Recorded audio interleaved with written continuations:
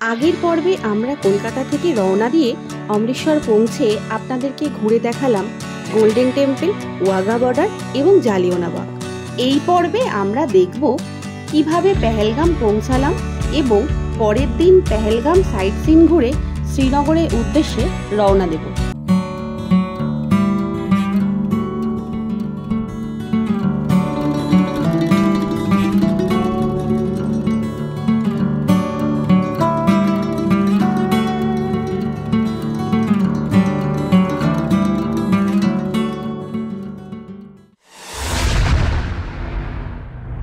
Jammu station থেকে বেরিয়ে যখন আমরা আমাদের গ্রুপ অর্থাৎ রিটার্ন ট্যুরিজমের গেস্টদের নিয়ে ব্রেকফাস্ট করতে এলাম, তখন ঘড়ির কাঁটায় সকাল 6:30। যেহেতু জম্মু কাশ্মীরে অন্য রাজ্যের সিম কার্ড অ্যালাউ নেই, তাই ব্রেকফাস্ট করার পরে আমাদের গেস্টরা সবাই নিজেদের জন্য সিম কার্ড কিনতে গেলেন। এরপর রিটার্ন ট্যুরিজমের 35 জনের গ্রুপকে বাসে তুলে আমরা রওনা দিলাম পেহেলগামের উদ্দেশ্যে।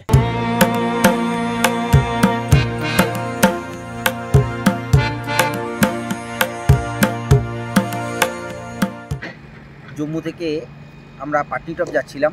পাটনিটপ যাওয়ার মধ্যে আমরা রাস্তার মধ্যে জ্যামের মধ্যে পড়েছি। এখান থেকে পুরো জাম, একদম শুনছি প্রায় 2-2.5 কিলোমিটার এখনও জাম আছে। আমরা নিজেরাও প্রায় 2.5 ঘন্টার ওপরে জামে দাঁড়িয়ে আছি। আমাদের পাটনিটপে গিয়ে হোটেলে রান্না করার কথা ছিল, পরে দুপুরে লাঞ্চ করার কথা ছিল, কিন্তু যেতে যা সময় লাগবে দেখছি, তখন আমরা লাঞ্চের টাইম পেরিয়ে গিয়ে পৌঁছাবো।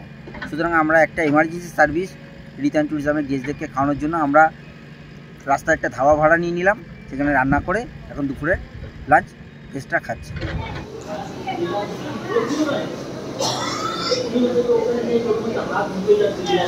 বন্ধুরা, কখন জাম খুলবে এটা বোঝা যাচ্ছে না, পাহাড়ের রাস্তা তো। তবে জাম খুললে পরবর্তী আবার যেখানে যেখানে যাব সমস্তটা আপনাদেরকে ঘুরিয়ে দেখাবো। যানজট কাটিয়ে আমরা যখন চেনাই টানেলে প্রবেশ করছি, তখন ঘড়ির কাঁটায় সন্ধ্যে 7টা।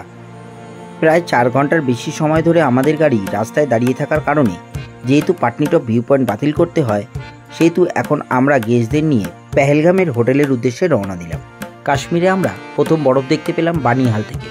রাতের অন্ধকারে প্রথম বরফ দেখার পর আমাদের গেস্টদের আনন্দের কোনো সীমা ছিল না। पूरा बर्फ ही बर्फ चारिदिक में,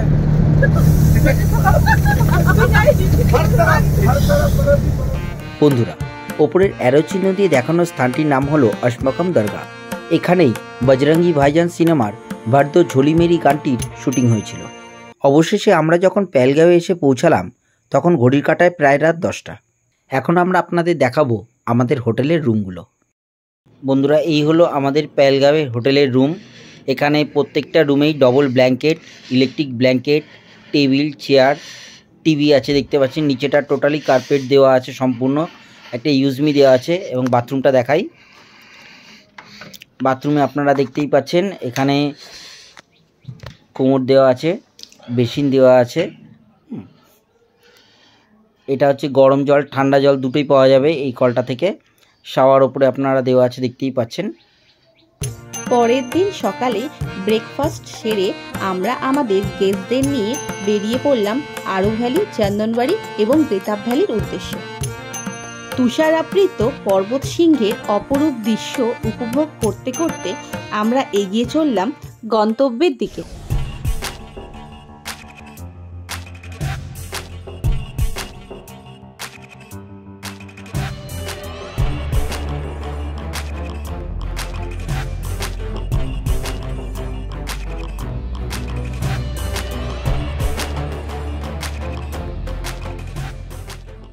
বেতাব ভ্যালি পৌঁছে আমাদের গেস্টরা নিজেদের এন্ট্রি টিকিট কেটে ভিতরে প্রবেশ করলো। তোলো তোলো আটে তোলো।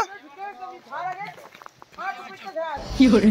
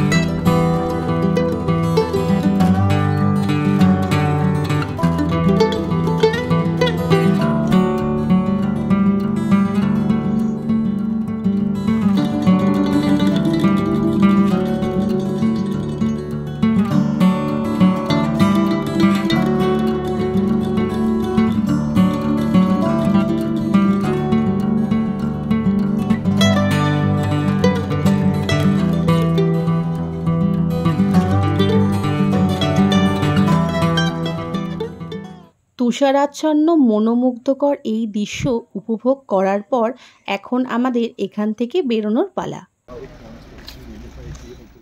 অতিরিক্ত তুষারপাতের কারণে ওপরের রাস্তা বন্ধ হয়ে যাওয়ার জন্য আমাদের গাড়ি বাকি দুটো স্থান অর্থাৎ চন্দনবাড়ি ও আরু ভ্যালি যেতে পারিনি।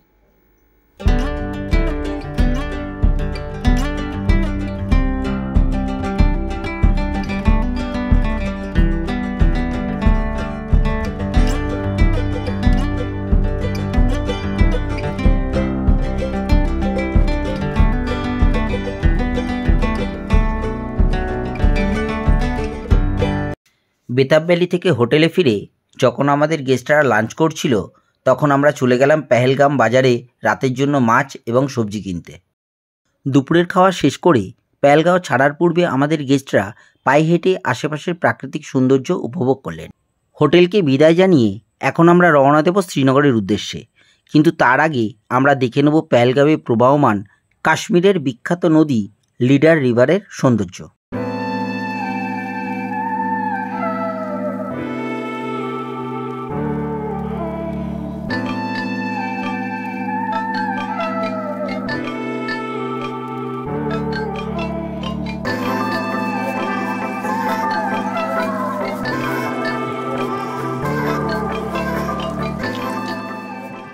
লিডার রিভারের সৌন্দর্য উপভোগ করার পর আমরা পেহেলগামকে বিদায় জানালাম। শ্রীনগরে যাওয়ার পথে NH-44-এ আমরা দেখলাম এখানকার অন্যতম বিখ্যাত চিনার গাছ। শাহরুখ খান এবং অমিতাভ বচ্চন অভিনীত মহব্বতের সিনেমাতে আপনারা এই পাতা বহুবার দেখেছেন। এই 44 নম্বর জাতীয় সড়কটি ভারতের মধ্যে দীর্ঘতম এবং উত্তর থেকে দক্ষিণ ভারতকে যুক্ত করেছে। এটি শ্রীনগর থেকে শুরু হয়ে 12টা রাজ্যকে অতিক্রম করে কন্যাকুমারীতে সমাপ্ত হয়েছে। এই জাতীয় সড়কের উপরেই ভারতীয় সেনাবাহিনী 2019 সালে 119 কোটি টাকা খরচ করে 3.5 কিলোমিটার দীর্ঘ রানওয়ে জরুরি অবতরণের জন্য তৈরি করে।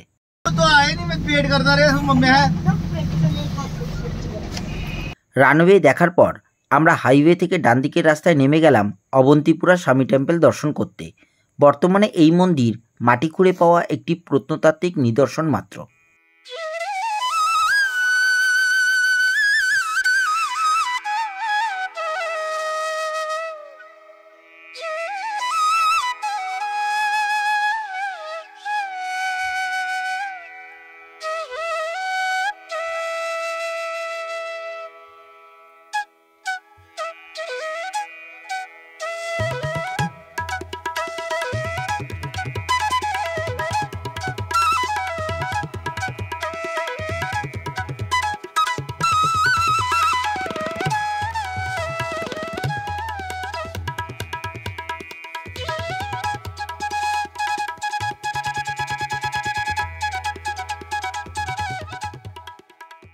মন্দির দর্শনের পর রাস্তার ঠিক উল্টো দিক দিয়ে বয়ে যাওয়া চিনাব নদীর এক ঝলক দেখতে চলে আসলাম।